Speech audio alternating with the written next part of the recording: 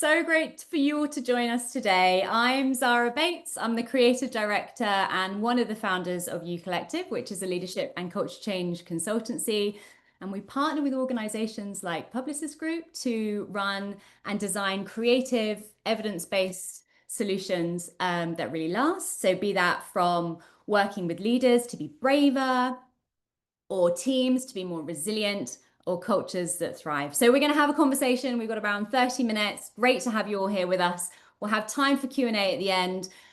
But if there's anything that pops in the meantime, please pop it into the Q&A or chat. We've got Anthony and Victoria who are in the background to support. But Paola, I'm so excited to have you join the conversation. Thank you so much. Great for you to be here.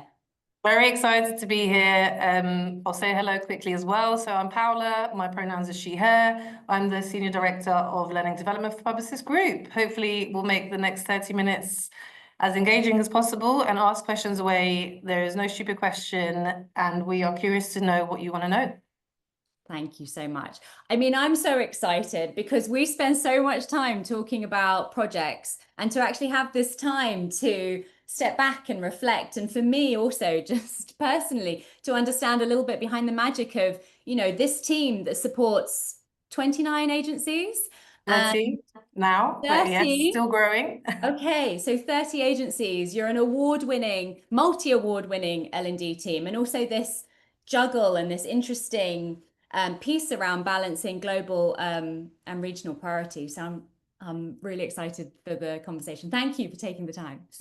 So maybe we can start. Maybe you can tell us a little bit about your journey into L&D. What brought you into this world and what keeps you here? So I guess I pivoted into the world of L&D. So I started in Publicis Media, Stockholm Media Vest agency at the time, into new business. And actually I was an L&D champion, which we used to run as part of the L&D media team. And then with that, I started finding out that I had a passion for learning.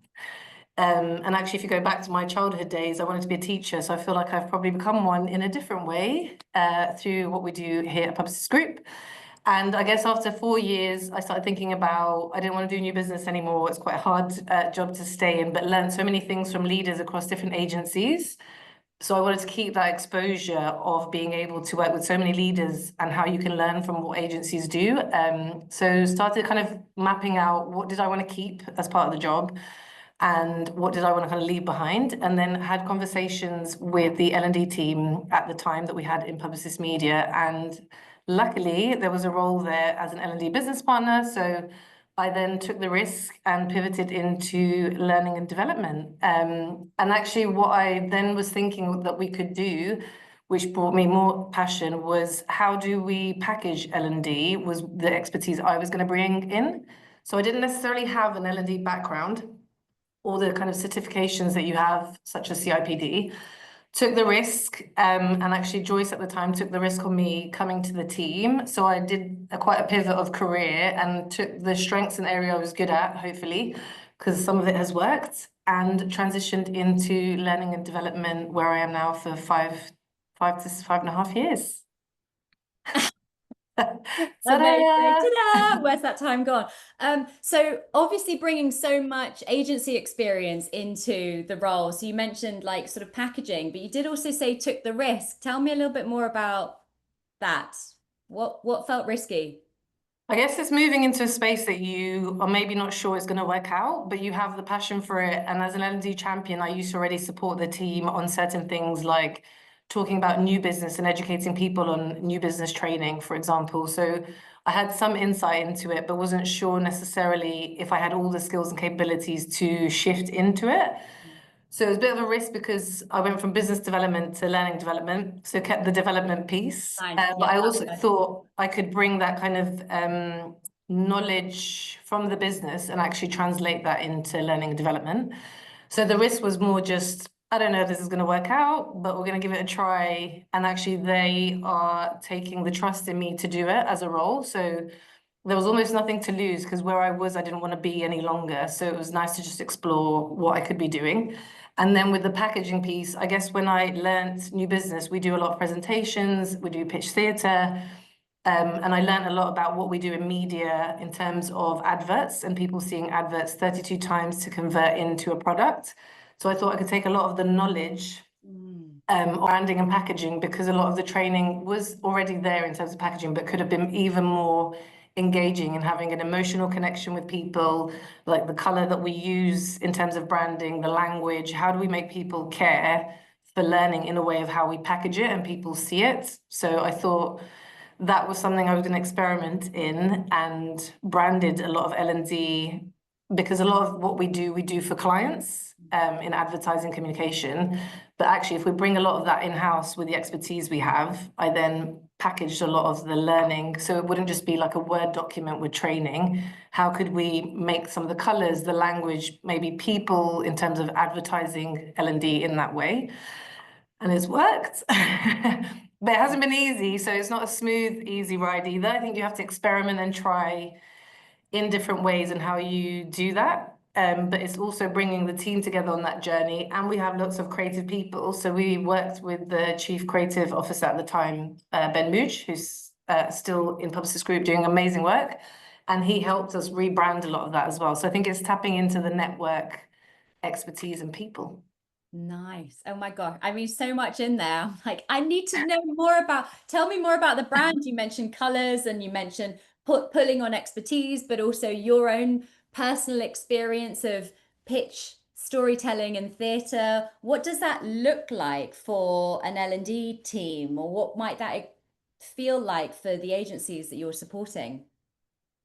I think it's looking at what inspires you. So when I took the team on a journey, I gave examples of like the Cadbury's advert. Why do we remember the gorilla playing the drums? Or those Nike adverts, and why do we remember the simple slogans that Nike does?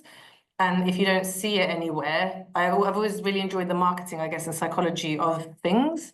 So even if you don't see the full thing of L&D or the brand like a Nike, you know it's Nike as soon as you see it. So playing with what do brands already do out there and what makes them different, and then brainstorming with your team, or like as an individual, if you're a solo team, what are those kind of inspirational things that you would want to bring to the branding of your own L&D team? And then you brainstorm and play with that idea until you get to a concept. And it takes a lot of iterations before you get to your final one. And then over many years, we've also changed our branding. But again, if you think of branding with a advert or like Nike or Microsoft, they have evolved over time. So it's making sure you don't change too much, so you know enough of the brand wherever you see it and over time, but you can use it to make sure that people know and see the brand and know who you are. So cool. And are you able to share any little ideas that came out of that brainstorm in the team? I think we were talking about like colors, and we said like what brings emotions to people. So if you think of training, you need to think of something that you're solving people's problems in some way. So if I'm writing an email, if I see an email that's really long, full of information, I'm not necessarily going to read it. So people have like 30 seconds that they read the first bit, and then they might read on. And understanding a lot of that behavior. So I love, because my career, I started in project management for websites. And you learn about the user experience. So I started thinking of what's the employee experience and how do you adapt to that? Yeah. So some of the like reading some books, I think helps. You have to do a lot of work. Not all of it comes to you naturally. So what are the sources out there, whether it's a book, a podcast, or people and their expertise? I thought that was really good. And yes, Squiggly Careers is a cool one. Very good podcast. And they do lots of toolkits for people to use. So yeah, I think it's finding what are the resources out there to do it and what inspires you, and giving people examples and testing it. So if I send a long email, how many people have read that? If I send a short email, have I seen an action follow through for them to sign up to training? So when we talk about employee experience, it's always thinking about, does it take 10 steps for someone to sign up to training, and will you lose them in that journey? How can you simplify that? So always keeping it simple. KISS is a good analogy. To make sure you're simplifying your processes and how people see your branding and the training that you're getting people to get involved in. And I think there's a piece on why should people care? So you've got all this training. How do you make people care about it? So what's the hook in that subject email or the training, very simply told so people understand it? Yeah, fab. Thank you so much for sharing all that. I think there's so much thought that's gone into getting people interested and engaged and bought into the brand, almost treating your team like an agency in and of itself within the group. And before you even get to the content and what you're delivering and who you're delivering, the sort of content that you're delivering, which I guess takes me to my next question around when you join. So you say you've been in the team, you've been working within L&D for 5.5 years now. When you first stepped into L&D within Publicis Groupe, what were the things that you were seeing? What were you noticing? What were the challenges that you were having to solve for? So we were going on a journey because now we cover obviously the new 30 agencies, but we were a media team and we were a team of 4 people, 4 to 5, and we had to now onboard these new agencies who either had their own L&D offering or had no training ever, so super excited to take anything, or had people who were like, well, we have training, what do you bring and we're okay. So how do you take people on that journey to co-create together? So co-creation is a massive piece and collaboration with those agencies. Listening, I think, to where people are at and meeting them where they're at is a big piece. So even though we've had these 30 agencies, it's been those 5-6 years of actually taking each one on a journey. And only, I would say now, do we have all full 30 agencies together as part of what we do and train. So it's understanding that maybe this year we're not going to get all of them as part of it, but you can start planting some seeds, bringing people in a way that they can sponsor a program. So getting them involved in different ways and taking them on that journey was a big thing. And then I think when I started, it was more a little bit, I use this analogy of everyone thought we were the NHS, just there, like really nice to have, and we'll tap into you when we need. Undervalued and underfunded, let's say, a good way to put it. And actually, when during that time, closely, the pandemic happened, and we then became central to solving a lot of the challenges for the business, whether it's using Zoom, using Teams and technology, or managers managing people now with no connection together in a room. So we had to adapt really quickly. So I think we found, a lot of people found that we're not happy clappy L&D, and actually we made a lot of the business challenges L&D solutions. So I brought those 2 expertise, I guess, to really put business challenges, whether it's people and business, and then say, okay, well, how can L&D solve some of this? We can't solve it all, and not everything is a training solution, which some people do think. But what are the things that we can do to help the business? So then we became central to the business needs, and how then that pivoted a lot of what we started offering or how we were seen. Okay, so what was the shift on being central? So you obviously saw that as a team, how much you could help and support during that time, COVID or the crisis, or what are we doing and how are we supporting our teams? So you recognize that. How was that coming from the business as well? That, okay, we really need help from this A group of combination, I think. 4 or 5 people. It was a lot. It came from our chief talent officer, who's Paola Cunnington. A little bit like, can we help in any way? And are there solutions to the training we have? And who can set this up? One, Annette King, who was our CEO at the time, was a big priority of like, how do we help our people? We need to. So a lot of people came to us with it, or we tried to find solutions as well, just to help people. One, because we didn't know if we were going to be useful as L&D, because obviously we're making redundancies and people will be put on leave. So then actually we saw it as an opportunity to step in and start solving some of these challenges ourselves and taking this to CEOs as solutions to help them, because I think no one knew what to do. So everyone was, I think, just finding the opportunities to help in whatever way we could. And those then started opening other opportunities as time went by. Okay. So in the delivery of what you were able to share with those agencies or groups at the time, you also mentioned that it's been a process or a journey of supporting these now 30 agencies from where you started. What helped you get to that point, or how did you integrate your offer in a way that met individual needs, but also was able to be unique to the individual agencies and their own rhythms and their own brands? So I think So I started hiring people that weren't necessarily L&D experts, but brought their own expertise. And we hired Martina, who was a data scientist at the time. And we realized in that year, the crucial thing was, where is the data that we have of our people in a way that we can understand them in terms of their journey, what they're doing, are they signing up to training, what is the engagement, and what's our data telling us, whether it's feedback, who's engaging from which side of the business. So do we need to engage more the creatives because media are already on board and love the training that we do? So really using that data to influence then how we would do anything, and test and learn things. So I think over the years, we've hired the right people for where we were at or needed to meet people at. And that obviously brought back the ROI and how we can then show to the business the impact that we're having, because we're using a lot of data that isn't just qualitative, it's quantitative. So you can back that it's not your opinion that you want to do this, and actually how do we use that to influence what we do. And then we did training needs analysis, which really, again, more data, but helps all the CEOs input into what we do and how we do it. So again, it's that co-creation piece of how do we bring people on that journey that they feel that they've inputted into what we're doing, and we're not just telling them what to do and this is the solution. And that then brings you into budgeting. And then those CEOs feeling like, oh, I'm part of what you're trying to solve, and you're not just selling it to me or telling me that this is what the training is for next year.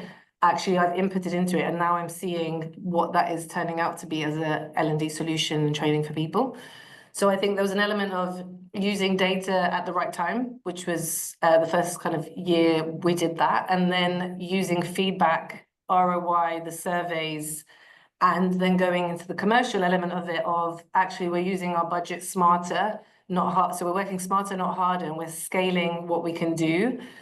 But then bringing it back to your question on personalizing it, how do we then still personalize some of these things? So everyone wants presentation skills, let's say. So there was a lot of commonality across agencies that we could pick up on. And that was an opportunity and an in already to what we were doing. And then as you then personalize some of their unique elements, you leave the unique bits still kind of separate. Yeah. So finding what are the commonalities together and everyone can do it. And then making things still bespoke to each agency. And it's small things just like using their template and not using your own group template, using their language and understanding their values and how, like, what is their mission and their vision for the year, and then how you can put training into that to connect the two together so it doesn't, again, feel like a standalone thing. Nice. And were you able to play back, I guess, what you heard? So if you're saying, there's a lot of data in there, Martina came in as a data scientist to help crunch those numbers, to take that feedback, but also then speaking to CEOs to hear what their business challenges were. Were you able to then say, this is what we heard, this is what we're seeing, what are you going to be signing up to, or how did it Yeah. work? So we did presentations, and I guess, and obviously anyone who does a survey always wants to see a change in what they've put in. That's probably the reason why they give us the feedback. And the training needs analysis, we then presented back to the agencies again, what was the engagement of their people? Where were we seeing maybe dropouts or less engagement, and then where we needed their support or where they thought they needed our support, and then finding that kind of middle.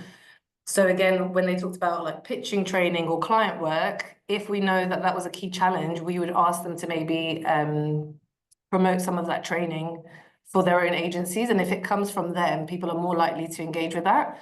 So I think presenting, one, the data and then the solution through the L&D solutions, and then two, seeing where they can drive that engagement. So it's not just an L&D problem or challenge or an L&D's point to do it. How do we all drive a learning culture? Because we all benefit from doing that in many, many ways. Yeah.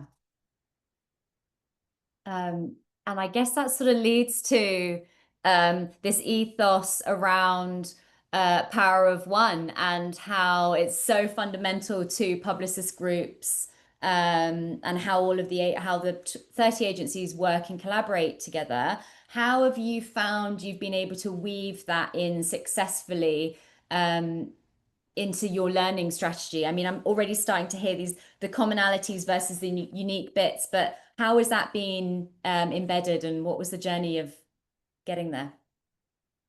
Oh, it was a bumpy ride. I think you have to test, learn, fail, pick yourself back up and try again because it's not that easy. And you're learning as you go. And you're taking people on a journey with you as well as yourself and learning in the room with those leaders. So I think when we said, so for those of you who don't know, Power of One is when we bring a lot of our agencies together, whether that's creative agencies, media agencies. So you have a mix of people who usually before maybe wouldn't really work together or don't want to be in a room together because that's how we used to work. And now we work as a very collaborative agencies and like Power of One Publicis Group. So with that, I think when we named it Power of One in a room or said that in any training, you could see there was resistance to it. And actually we found that if you just remove that and let it happen naturally with people in the room, you would then see the opportunities take place. So the connections would happen naturally, and it didn't matter what your job title was, what agency you're from, or that combination. And actually there was an opportunity then to see how you could learn from each other. So what we found is Power of One just naturally started happening in the room because we brought people together without them even knowing that that magic of connection and collaboration happened. And they naturally saw the opportunity of our network and how we can all learn from each other and bring ideas or even empathize with the challenges they each have collectively. So really, I guess that method around bringing people with you. So if you're going to the CEOs asking for the challenges that they're facing in your training needs analysis, this also sort of is what helped embed the Power of One, is actually go with or enable them to experience it through the collaborations and connections in the programs. And what programs do you have that connect to cross-agency initiatives? Is it all of them? I think what has changed, I guess, as well, to add to it, is more we got sponsors. So if you think of it like it's an ecosystem and how do you bring everyone together into this learning culture, we thought about how do you bring the leaders, so top down, and then bottom up, and then middle. So finding different ways of what mattered to people to create that energy of Power of One in the training that we did. So sometimes we got program sponsors, so people would sponsor our program and that would get a buy-in into an agency because they are advocating for it and sponsoring that program and almost setting an example. What that then does is they then speak about it in their meetings to other leaders and they can, again, advocate for that program. So tick. Then bottom up, you're solving people's challenges. So what keeps people up at night? I'm not a confident presenter, so I'm going to sign up to a training because the comms we write is speaking to me as a personal level. And if you think about, we scale this training, so we send a comms out to like 6,000 people. How do you create an email that makes it sound like you're only writing it to me and speaking to one of my challenges? So there's a lot to do around that, but it's not that easy. But there's ways that you can do it where you're speaking to people's like inner challenges or growth areas and opportunities. And then kind of middle up is some people already love training. So that you have the converters. And I think we talked about the different types of learners you might have. So you have people who love training, they'll always show up. Then you have people like in the middle, need a bit of convincing. And then you have people who probably need it the most, but don't care and don't read or want to engage with it. So we always go to the more challenging learner. And if you can convert that, you've converted everyone else into that. And that's through the marketing, packaging, comms piece, but also maybe if their leader advocates for it, they're more likely to go. So there's different angles that you can come at it. Such a powerful, and again, data-led way of engaging people. And I hear that in so much, all the conversations we've had in the past and how important and how much importance you put on it. And I'd imagine that some of this data and analysis has helped you as a team become, segue, a multi-award winning leadership team. Could you tell us a bit around, what are the things that L&D teams can be doing to be in that kind of position of winning multiple awards, and what do you think sets you apart in that way? Ooh, a lot of different bits of questions. Okay. Use data. So if you have any platforms that can track anything for you, it will help as a starting point. So I think we learn again because the power of the network. There were some platforms that were picking up people's data, like so how many people open an email. We have something in Publicis Groupe that shows that, and where do they click. So things like that inform then how you use your strategy or be strategic with what you do. Or again, using our LMS, so people signing up to things, where is the signups or where are people not engaging with? I think data is a big piece. And just so that everyone has in their mind, I had an award as part of my checklist when I first started. So it's actually taken 5 to 6 years to get where we are now. So it's a journey. I don't think everyone wants an award, but I think there's the work to be done first to get to where we have got to now. So it's not as easy of just submitting something, because when you do it for the right awards, they ask for all this data to be provided to really show that your program's robust. So things like pre and post survey data, qualitative data about the program, and what people find. Are you shifting behaviors, mindset, skills that you can prove year on year? And I think giving it a few years to be able to adapt to what you need the data to tell. And what are you solving through the training that this program has built, which is what we did for our early careers program. We, on the back of Black Lives Matter, we wanted to diversify our talent, but not do it as a checklist where we just do it for the sake of it. And actually, we wanted to set people up to succeed in advertising. So we made sure certain things were put in place so that people can succeed into the program, and then analyzed it quarterly or monthly on what's working, what isn't, and then how do you adapt the program every year. So the modules would change potentially. So just making sure, I guess, does the program still have its purpose every year in terms of what is growing? And then what are the data touch points that you can create to capture all that information and then tell a story of the impact your program gives? And how many, so that this has been running a while and quite a few people have been through it. So this was the program that won an award twice? Twice. Yes. Incredible. So yeah, how long has this program been running and how many people have experienced it? So we've had over 900 people go through it. And it's an 18-month program that we run, that people start in the first kind of 3 months of their probation. Again, just let them settle into their agencies, because group is a different level of where people engage at. So they understand what agencies they come from, and we make that unique still in terms of their experience. But then you have the power of the network, and then creating a pack of basically 30 people in a pack, which is the pack program, from different agencies, so power of one, and then getting to see like the opportunities you have because you're in a room with someone who works for a creative agency, who works for a media agency, and we're not even in the same building because we have 3 and 4 different buildings across the UK. But then the power of this and the community, that you're not alone in your early careers experience, and how impactful that was, and having a sponsor to help that as well, and how actually the generations can learn from each other. So we had our generations of leaders work and sponsor the early careers, and then bringing all of that together. So cool. And you, we've spoken about this before, but some of the things that you did in your submission of the awards was pretty creative as well. In terms of what are you talking about? The video testimonials and the stories and the feedback and the experiences of the individuals who've been on PAC, and just being able to share how that program has been able to really propel their careers within the group. So I guess it starts with everyone. So this program wasn't just built by L&D. So talent acquisition were amazing at bringing in the people, and bringing opportunities for people who didn't think they would come into advertising. So that's one piece. And then there was a bigger piece on who got involved to support it, like our leaders. So we had leaders' testimonials in terms of the impact they felt, because actually they were learning from our early careers. They weren't just giving their wisdom and mentoring them. And then a lot of people actually who were on the programs that they'd never be in this industry, or actually stay the length that they had if it wasn't for the program setting them up for success with the right skills, knowledge, and the community that they have to even share things like if they're struggling with workload management.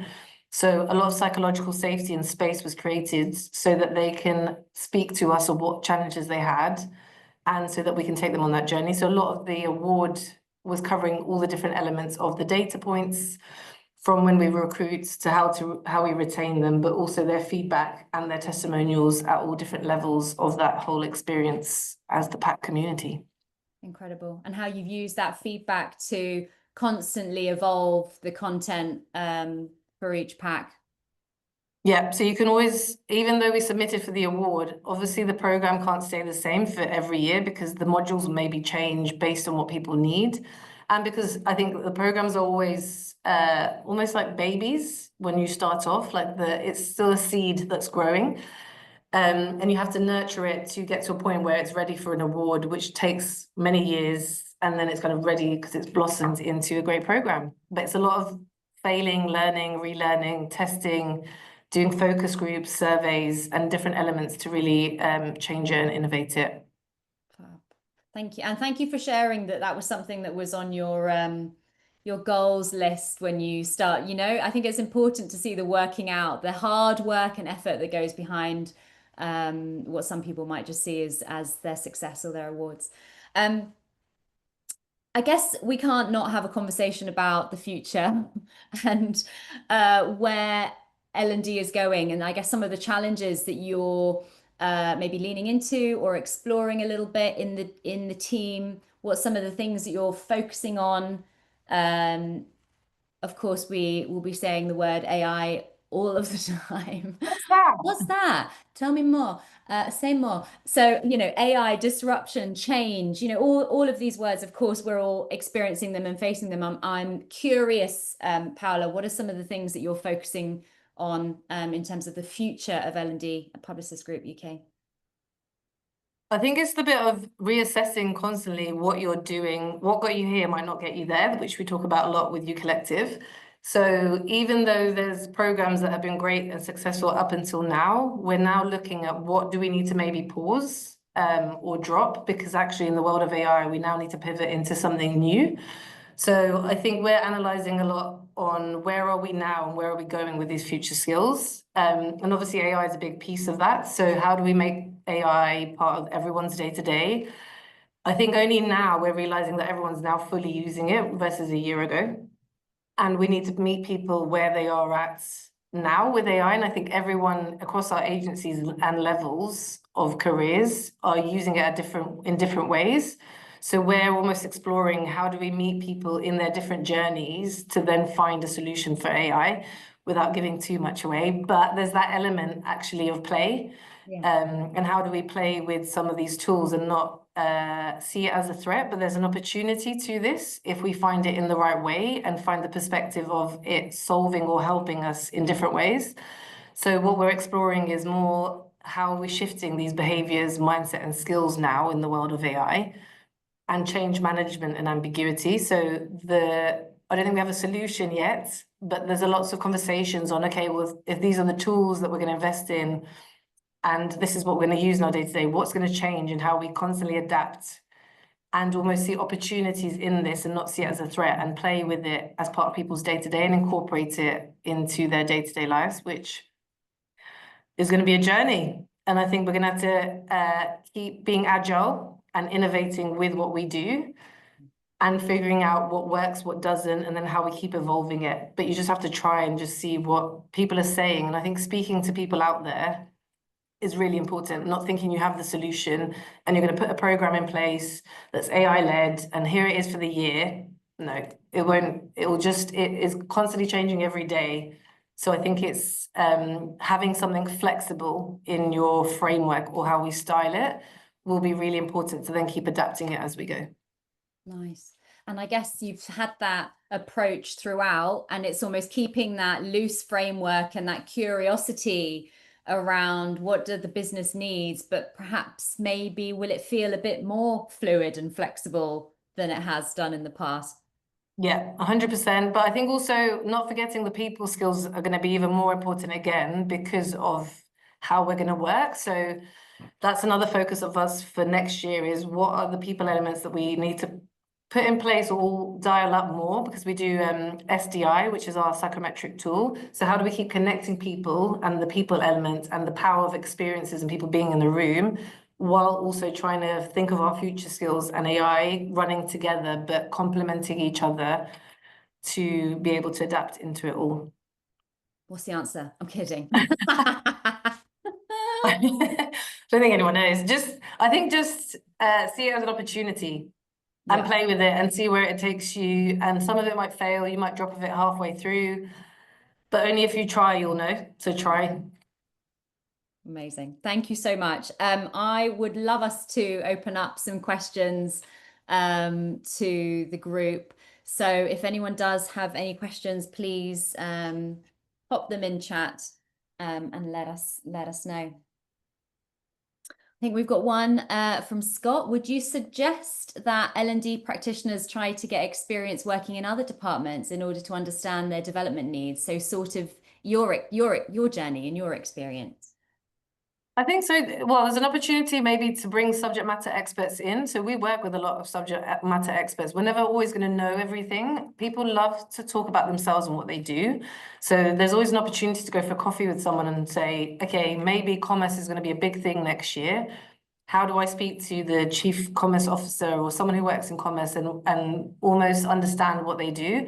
If you have the time, you could explore other people's roles, but I think the way to do it as well is just getting to know who's the expert and how do you build relationships with that, but also see opportunities to build content with them as well. Nice.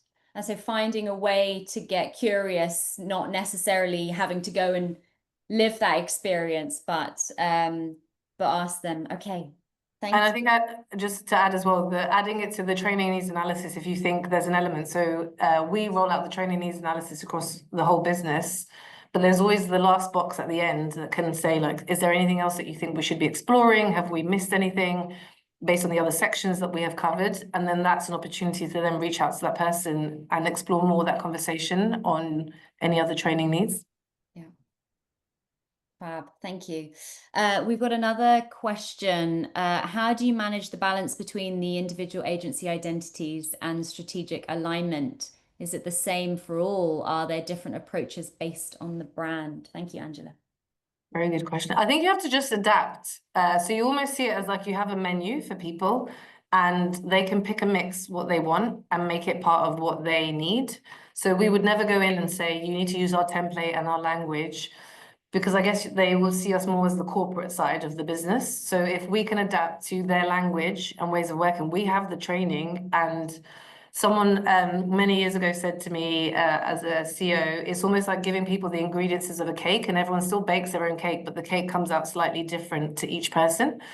So you're not trying to take away ever their identity or make it yours. It's more always adapting to what they need and then you adding to that and adding more value to what they're trying to deliver anyway, and seeing the opportunity, one, for their people's growth, but our business and client growth too. Nice. So kind of signposting them to how they can decorate their cake, put their ingredients on their flavor of their yeah, I think a big piece is listening. So you go in, you're like, what is the challenge that you have, or where do you think we can best help you? And then they say all the big challenges. And you're like, okay, where do I even start with trying to solve your problems or the challenges you have? And then maybe going back with the proposal of, okay, well, from what you said, I'll take that on and I'll come back with what I think you can bring to your agency. And then how do we combine the two together where it still feels unique to them? Yeah, fab. Okay. Thank you. I've got another one from Scott. Using play is such a powerful tool. How do you position this to leadership who might feel it's not appropriate when economic pressure is on? Appropriate play. I think it's without, again, doing it deliberately. So when we said power of one and we tried to do that almost like forcefully in a room, if leaders love to play too. Everyone remembers training when they've done a magic trick training and it was meant to be on resilience, but so they're learning resilience, but they're doing it through magic tricks. So I think people love that. So if you get them to experiment themselves with some of it, you already have buy-in. You don't necessarily need to sell it as like, oh, we're just going to play and everyone loves playing and we're wasting money. I think seeing it as like, we want to pilot maybe some of this training, who's the right people, and getting them involved with the concept of it, or people who will influence them to get them on board. So almost like their peers, if they can't or don't have time to do it. And then showing back the ROI back to the business. So Experiences, I think, are going to be a massive thing again next year, and people are doing it externally, not just in training. People are going to more concerts and they want more experiences and more connections. So, how do you do some of the training where people can play? Well, there's Lego Play, which people use again as a concept to learn, but there's a learning that you get from this, and then the ROI back is have you shifted the mindset, the skills? So, bring it back always to the business needs that you're solving and the commercial benefit of it as well. Fab. So not just for the sake of it. Again, the data. Strategic. Yes. We've got another question. What's your approach to finding the right partners? Ooh, good question. How did we find you, Collective?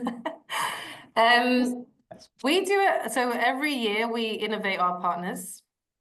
So we do a bit of X Factor, but the partners have talent. So we either go out to conferences and see what's out there on who's quite innovative and different and the styles. Because again, because we work with so many agencies that are very different in their style, it needs to be creative but informative. And you have to have quite a combination of different things as a training partner to be able to provide it for 29 to 30 different agencies is one. We always try and innovate that every year. So towards the end of the year, we try and meet new partners through the conferences that we have. A lot of people put people forward for us because we're such a big network.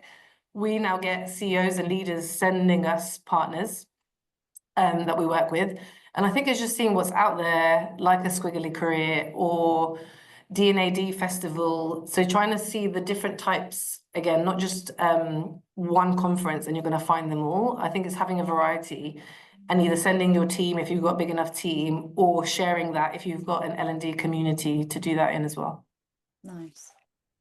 And I definitely get such a sense of creative play and experimentation from you and the team. This you mentioned we've discussed actors before, musicians, magicians. It's like Magicians, word, magicians, musicians. This play and experimentation is a big thing in terms of those experiences that people are looking for. And it's worked at all levels. We do it in our leadership program where we get them to do some acting and play with cards, not magician-wise, but with cards. And actually you see them fearing it in the beginning, and then you slowly take them on to that experiential experiment bit, and actually then they love it after. So it's that one little piece that you can convince them to try it out and then see. And we do it through our pitching program as well, where we get a jazz company to teach people how to be leaders and how everyone as part of a pitch is important no matter what their role is through the jazz company who comes in. So again, it's getting them, it's being a bit disruptive, but curious to learn, but also empowering people to do what they're comfortable with, but stretching them a little bit to go a little bit further. So cool. Love it. Okay. We have a couple more questions coming in, but I'm aware of everyone's time. So if any questions that have come in that we haven't answered, I might ask Paola to share her thoughts afterwards, and we'll send those around. But Paola, thank you so much for your time, for your all of the examples and experiences that you shared with us. I feel we could have gone into this in a lot more. We could have taken more time to go into it, but thank you so much. Thank you also to everyone for your questions and for following the conversation. If you want to hear more from Paola, what do we do? Find me on LinkedIn, but I take a really long time to reply because I'm really rubbish at it, but I will try.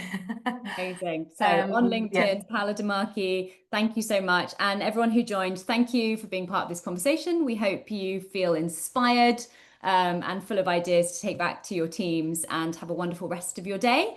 And we can't wait for you to see you at our next session. Thank you, everyone. Thanks, everyone. Bye.